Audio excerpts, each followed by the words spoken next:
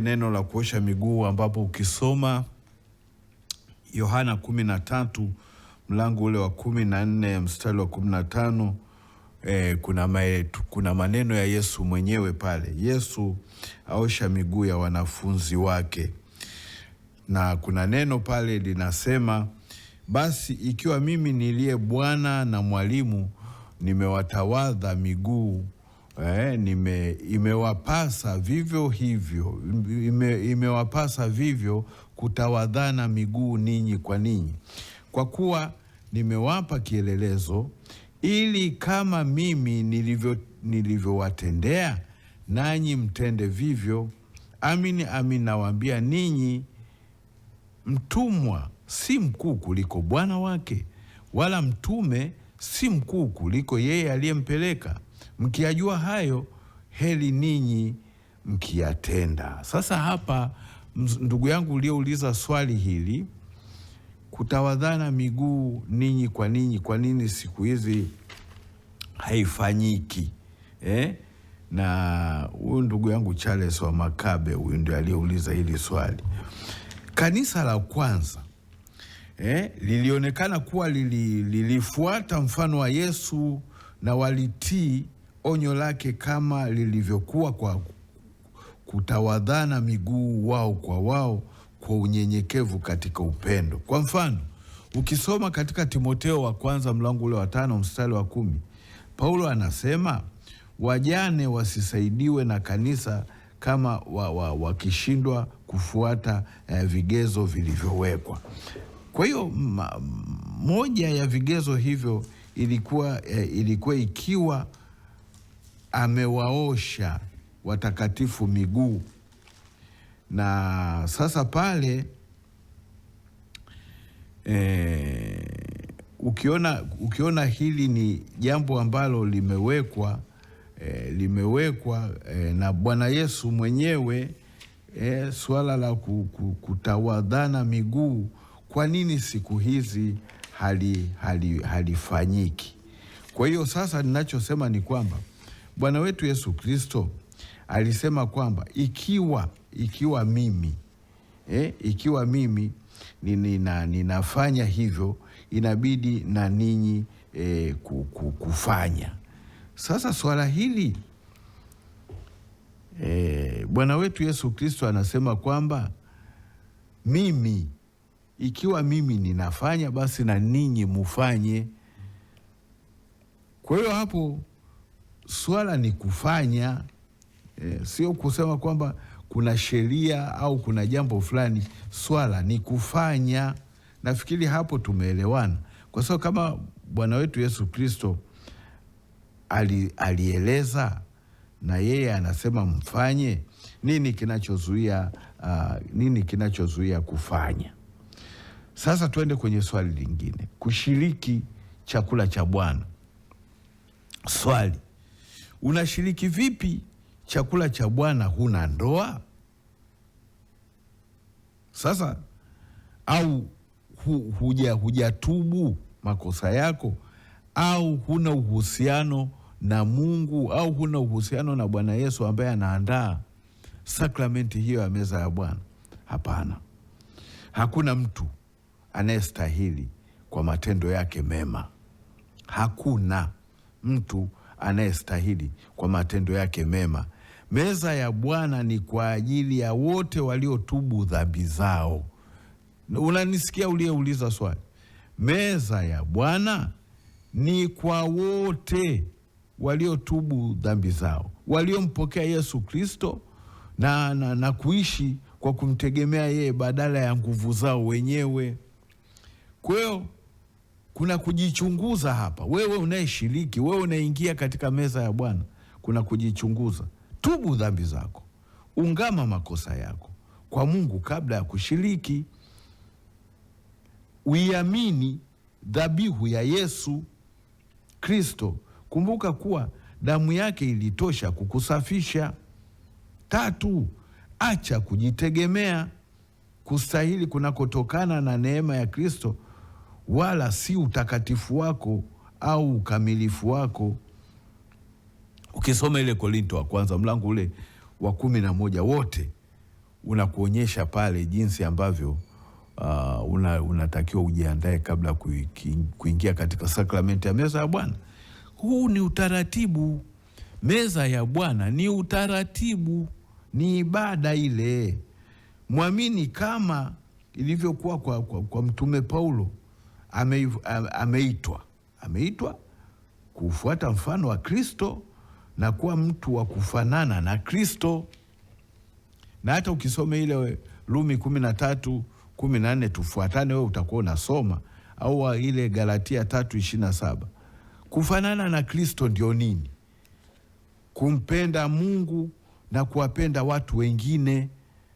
Hii unaweza ukapata kwenye Mathayo 22 mstari wa 37 hadi ule wa 39, na ile Luka 10 mstari ule 27. Upendo wa muumini kwa Mungu kuchochea na kuelekeza upendo wake kwa wengine. Waraka wa kwanza wa Yohana mlango ule wa 4 mstari wa 20 hadi 21. Kama ambavyo upendo wa Kristo ulivyoelekezwa kwa Mungu kwanza na upendo wake kwa wengine kufuatia na ukiwa na msingi katika ule upendo wa Baba, yani Mungu. Kwa hiyo upendo wa Kristo kwa Baba yake ulidhihirishwa katika moyo wake wa kutaka utukufu umwendee Mungu mwenyewe. Utukufu umwendee Mungu mwenyewe. Na haya yanafanyika kwa ajili ya mapenzi yake, kwa ajili ya neno lake, na kwa ajili ya ukaribu na uwepo wake. Kwa hiyo unaposhiriki sakramenti ya meza ya Bwana, tunauona upendo huu katika uaminifu wake kwa Mungu na utayari wake wa kuyatimiza mapenzi ya Mungu kwa kuyatoa maisha yake kwa ajili ya ukombozi wetu. Kuna mistari mingi tu. Kwa hiyo upendo wa Kristo kwa Baba yake unafunuliwa zaidi katika kupenda haki na kuchukia dhambi. Sasa unashiriki vipi ukiwa dhambini?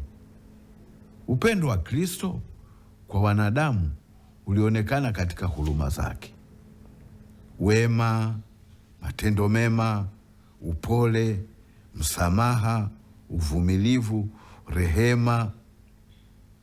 Na Yesu Kristo alionyesha hasira yake kwa wale waliokuwa wakatili, wasio na utu. Hivyo katika ile Wakorinto wa kwanza, hii itabidi nisome hii, Wakorinto wa kwanza mlango wa 11,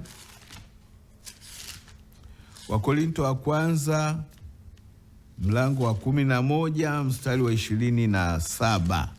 Hebu tusome mlango Wakorinto wa kwanza mlango wa 11 mstari wa 27. Unasema hivi: basi kila aulaye mkate huo au kukinywea kikombe hicho cha Bwana isivyo stahili atakuwa amejipatia hatia ya mwili na damu ya Bwana. Mstari wa 28. Lakini mtu ajihoji mwenyewe, na hivyo aule mkate na kukinywea kikombe. Maana alaye na kula na kunywa hukumu ya nafsi yake kwa kutokupambanua ule mwili. Mesikia hiyo? Hivyo kushiriki sakramenti ya meza ya Bwana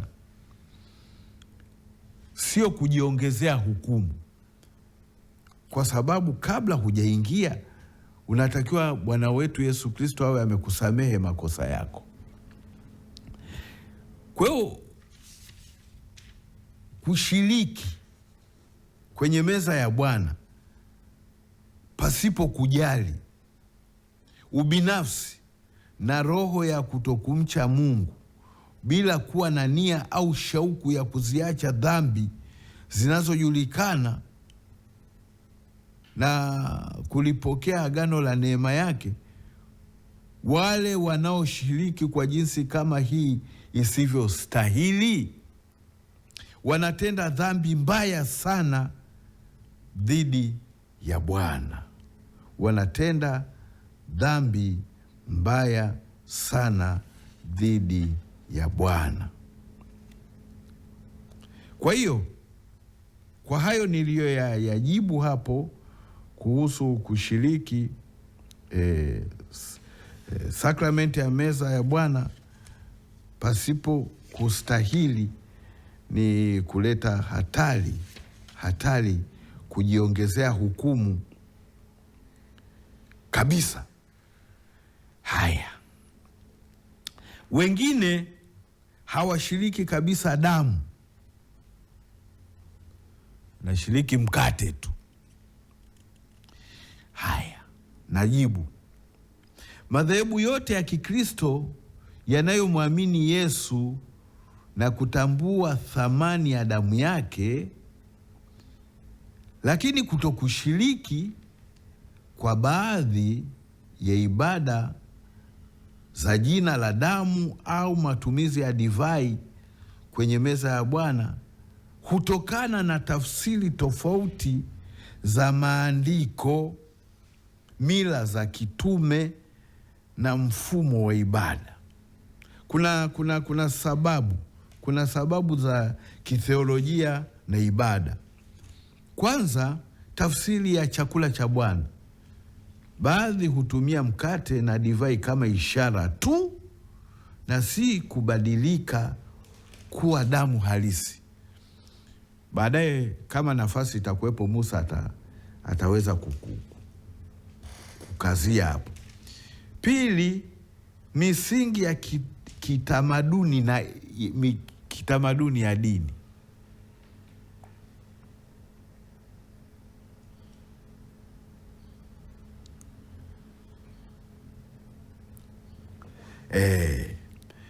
Misingi ya kitamaduni ya dini. Makundi mengine ya kidini nje ya Ukristo hayakubali kabisa dhana ya Mungu kumwaga damu au kuwa na mwana. Kwa hiyo kuna mtazamo, hii pointi ya tatu, kuna mtazamo wa kiroho. Baadhi huona msisitizo mkubwa wa kutamka neno damu ya Yesu mara kwa mara kuwa ni mfumo wa kimila usio wa lazima badala ya kuishi neno. Na baadhi ya madhehebu ni yataje ambayo yenyewe yalikuwa na msimamo tofauti. Kwa mfano lile dhehebu la Masadukayo, alafu kuna lile dhehebu la Mafarisayo, alafu kuna lile dhehebu la Wanazolayo. Yalikuwepo mengine mengi, Wasemi, Mahedi na kadhalika. Kwa hiyo utaona kwamba madhehebu haya yalihitilafiana katika ushiriki wa damu. Sasa ni mpishe Musa hapa aweze kwa hapa